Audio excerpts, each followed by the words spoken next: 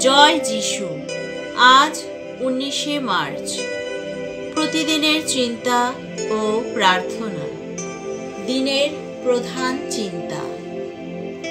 যারা জ্ঞানী তারা ত্যাগের মধ্য দিয়েই শান্তি লাভ করে। পারি না কহিতে আমি আর কোনো কথা, শুনিলাম যবে তব একতান অখণ্ড সঙ্গীত। অন্য সব ধ্বনি যেন হইল বেসুর কর্কশ। তব মৃদুস্বর ছিল যে ভরিয়া এই পৃথিবীর অশ্লীল কোলাহল মাঝে, কিন্তু আজ মোর কর্ণ যেন হইয়া বধির, শোনে শুধু সে কেবল তোমারই কণ্ঠস্বর। উপদেশ। জ্ঞানের আলোই আমাদের শিখিয়ে দেয় কি করে স্বার্থ বিমুক্ত হব। তার মানে জীবনের খুঁটিনাটি সব ব্যাপার হতে নিজেদের আলগা করে রাখব। এটাই যথার্থ ত্যাগ। ভগবানের সঙ্গে আমরা সংযুক্ত, এটা যেন কখনো না ভুলি।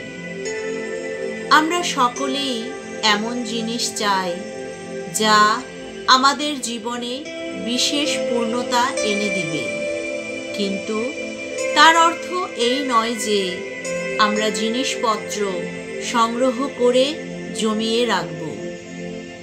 যিনি জ্ঞানী তার প্রার্থনা এই, হে প্রভু, আমার জীবনকে আরো সুন্দর করো, আরো সফলতা দান করো, এ জীবন আরো কল্যাণপ্রসূ হোক।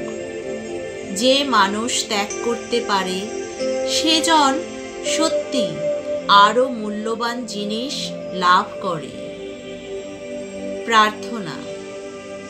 হে প্রভু, সর্বমঙ্গলদাতা, আমার হৃদয়, মন এবং সমস্ত সত্তাকে তোমার উন্নত দানের দিকে খুলে দাও।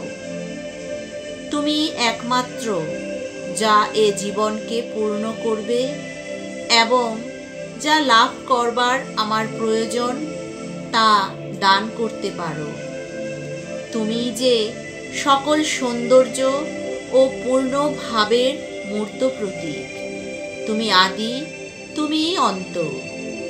যা কিছু আছে সে সকলই তুমি। তোমার দিব্য জীবনের মধ্যেই যেন আমার সত্তা স্থির হয়ে থাকে।